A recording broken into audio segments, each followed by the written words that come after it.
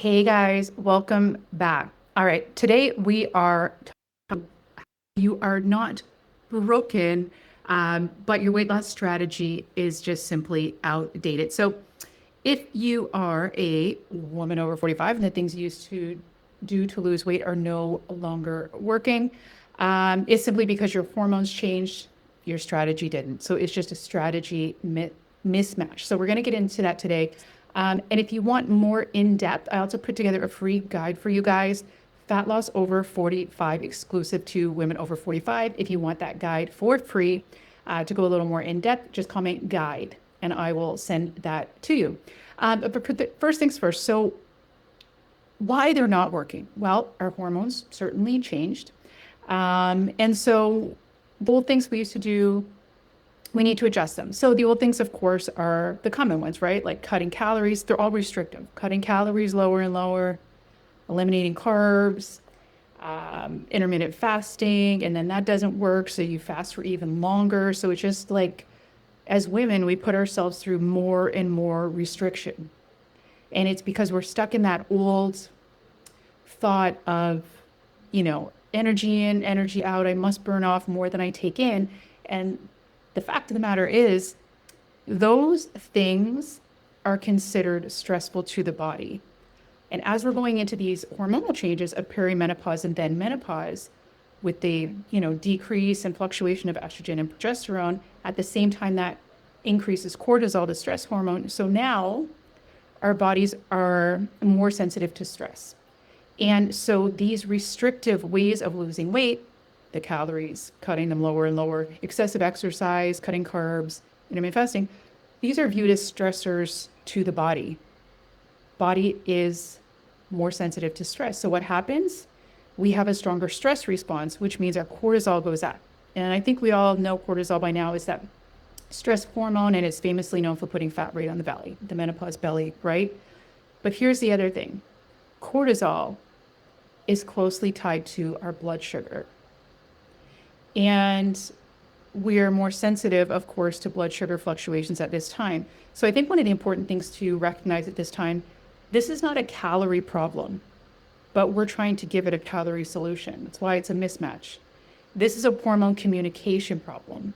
So most simply, when our cortisol is a little out of whack, stress hormone, this impacts our blood sugar. Our blood sugar impacts our insulin. Insulin is a fat storage hormone.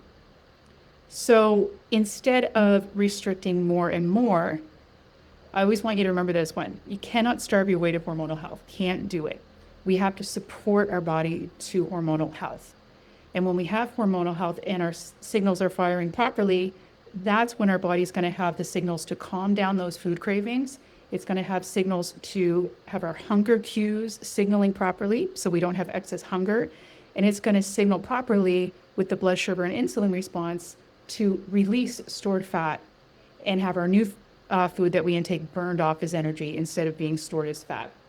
So when you can see it this way, it's a hormone communication issue and you can't starve your way to hormonal health, it becomes a lot easier to unlock that mindset and say, okay, so I need to eat to support my hormones. Although I know for women, it can be a hard adjustment in the beginning because we're used to the restrictive diet. Like that's what we've been taught and told our whole lives. But the thing is, we're not 20, 30 years old anymore. And I would even suggest that the only reason they worked back then, short term, is because our bodies were able to handle a lot more than they can handle now. So what we want to do at this age is we want to be supporting our hormonal system. So you're like, okay, great. Sounds good. How do I do that?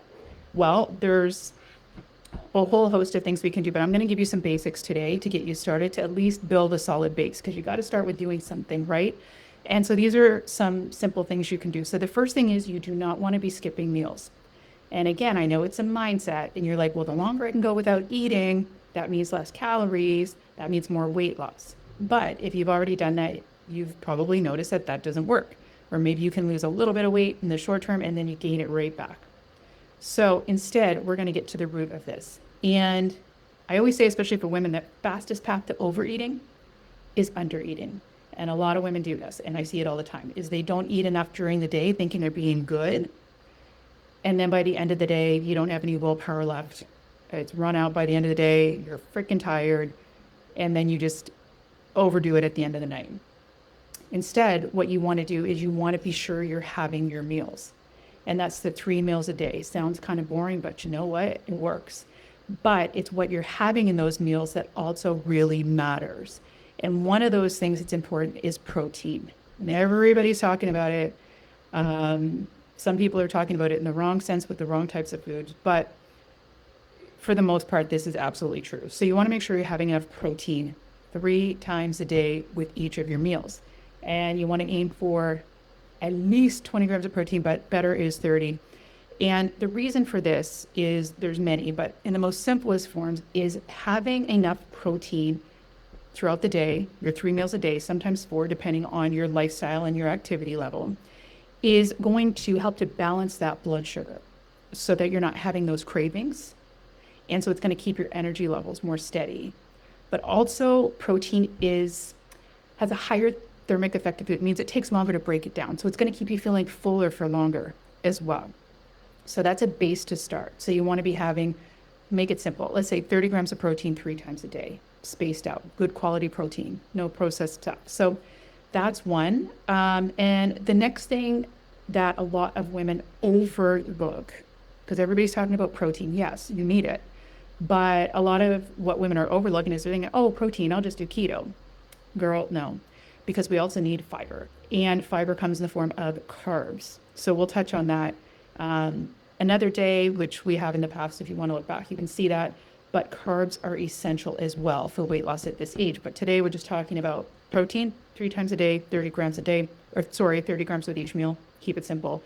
And then you want to have the fiber, because the fiber is going to be good for gut health, which is good for hormonal health, and obviously good for, digestion, regularity, bloating, that sort of stuff. And again, to keep it simple, I'll give you a simple number, 30 grams a day. 30 grams of protein 3 times a day, 30 grams of fiber a day. That's a simple base for you guys. But if anything, I want to impress upon you the most is that restriction at this age can and many times will backfire on you. So first is a mindset click to recognize you can't starve your way to hormonal health.